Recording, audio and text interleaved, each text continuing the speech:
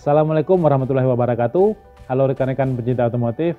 Masih dalam pembahasan 16 poin servis, yang mana kali ini kita akan memfokuskan pada poin pemeriksaan suspensi depan dan belakang. Ya, jadi pemeriksaan poin yang ketiga ini adalah kita melakukan pemeriksaan bagian suspensi depan dan belakang. Yang mana tujuannya itu kita mau memastikan bahwa suspensi ataupun faktor kenyamanan dari kendaraan ini masih dalam keadaan yang sesuai. Nah, bagaimana cara melakukan pemeriksaannya itu? Kita harus turunkan dulu begitu ya. Kita harus turunkan dari standar tengahnya ini ya. Hati-hati.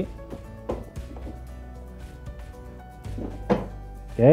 Nah, yang pertama kita mau menguji untuk yang suspensi depan dengan cara kita tahan rem depan begitu ya. Lalu ini kita akan tekan seperti ini. Kita harus pastikan ya kondisi turunnya itu masih terasa normal ya, yang mana tidak terlalu keras atau juga tidak terlalu lunak. Nah, ini perlu kita lakukan pengujian atau pembandingan dengan motor yang masih dalam keadaan normal. Tapi biasanya kalau mekanik yang udah profesional, dia udah tahu takaran kondisi normal itu seberapa, kalau dia bermasalah itu seperti apa. Nah, berikutnya setelah kita periksa bagian yang depan, kita lanjutkan dengan memeriksa bagian suspensi belakang. Nah, ini kita bisa lakukan dengan cara ya bisa seperti ini. Ya, atau kalau memang sanggup kita tekan aja.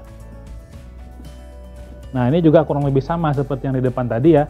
Kita akan uji lalu perkirakan kondisi yang normal itu seperti apa, kondisi yang sudah bermasalah itu juga pasti akan beda hasilnya. Nah, kalau dia sudah lemah itu biasanya ditekan terlalu lunak begitu ya, atau bunyinya itu beda gitu. Kalau dia tegang atau mati itu nggak bisa ditekan, kaku begitu. Nah, normalnya dia bisa ditekan, tetapi redamannya itu masih terasa begitu. Nah, setelah kita rasakan atau kita uji peredaman dari shock ini ya, ada poin penting juga yang harus kita perhatikan ya. Kita akan naikkan dulu. Kita harus periksa bentuk fisik atau kondisi dari shock ini juga.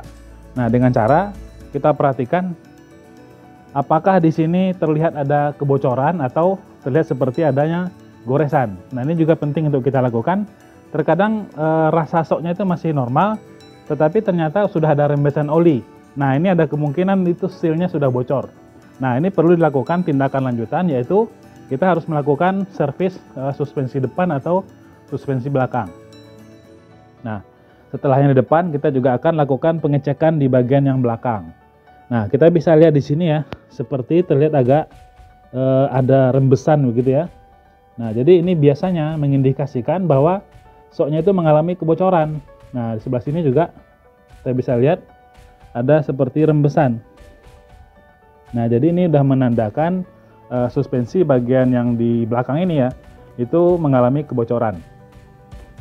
Nah, jadi yang barusan adalah pemeriksaan poin yang keempat, yaitu memeriksa atau menguji untuk suspensi depan dan belakang. Nah, jadi ini kita lakukan yang tujuannya untuk memastikan kenormalan dari kenyamanan atau peredaman yang ada pada sepeda motor ini. Untuk penjelasan peragaan lanjutan akan kita bahas pada video berikutnya. Saksikan terus video dari kami. Sampai jumpa. Wassalamualaikum warahmatullahi wabarakatuh.